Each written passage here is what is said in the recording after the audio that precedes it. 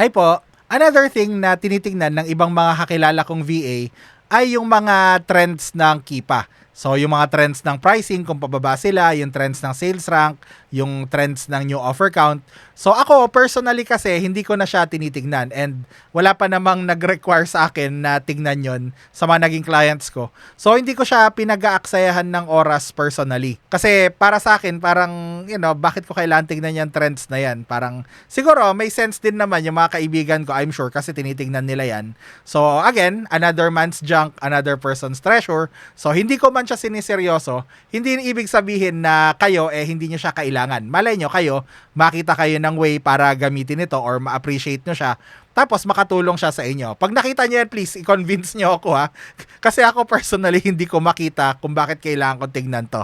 Okay? I mean, sure, may use siya, pero ayoko nang dagdagan yung speculation ko. Yun lang naman.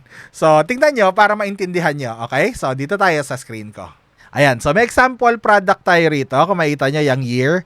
So, di ba nagte-trend up and down yung mga sellers niya? Ito muna, okay? So, yung mga kaibigan ko, sinasabi nila na parang gusto nilang makita ko minsan na pababa. Okay, pag nakita lang pababa yung trends, ibig sabihin ko, konti yung seller niyan, mas makakabenta tayo. Na, para sa akin, I guess, it has some shred of truth, yung mga yan. Pero, again, hindi ko siya tinitignan personally kasi para sa akin, parang, marami pa akong ibang mga bagay na ina-analyze and yung mga trends is not something na parang ano sa akin to tingnan, gina-justify ko kung bakit ayoko siyang tignan.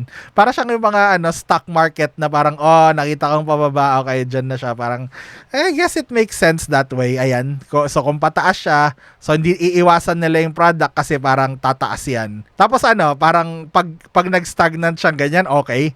Parang yun ang hindi ko magets parang hindi naman to stock market. So, explain niya sa akin, I guess. Pwede niyang baguhin yung isip ko. Tapos yung iba, tinitignan din nila itong sales rank kung pataas o pababa. So, yan, may sense pa. 'Di ba? Kung maalala niyo yung seasonal trends, yan pwede. Pero kung ganito na wala namang seasonal trend, parang bakit? Para sa akin lang So, tignan niyo rin yan. Sinasabi nila na pag pababa yung sales rank na ganyan, so mas bumebenta rin siya. Na I guess totoo. So gusto nila, ini-speculate nila yung next na mangyayari. Sa bagay, yun naman ang ginagawa natin sa buong Kipa. And then another thing na tinitingnan ng mga kaibigan ko na wala akong example is yung movements ng price.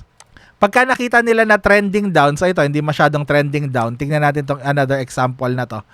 So yung mga kaibigan ko na iba, tinitingnan nila na kung yung daw price ay trending up or trending down. Ayan, nakita niya, ayan. Kunyari dito, parang, I guess, pataas yung presyo, tapos dito, pababa yung presyo. So, parang ina-anticipate nila na parang, okay, sige, kailangan siguro i-expect ko na babagsak yung presyo nito kasi pababa yung presyo. So, hindi nga ako nagsusubscribe sa mga to, pero baka kayo maging useful sa inyo. Kung gusto nyo pa, kung kunyari stockbroker kayo or trader kayo and para sa inyo okay to, then go ahead. And please help change my mind about this. Kasi ako talaga hindi ko siya pinapansin. And hindi ko sinasabi na masamang pansin ninyo. Again, kung ano yung nakasanayan ko, yun lang itinuturo ko sa inyo. So hindi ko sinasabi na masama to o maganda to. Again, may mga kaibigan ako na VA na successful naman yung mga clients nila na sinusundan nila tong trends na to. Ako lang, hindi ko siya ginagawa. Kaya nandito siya sa bonus section. Kasi it's something na hindi ko ginagamit, pero kayo pwedeng magamit ninyo. So maraming salamat po and I'll see you next video. Bye!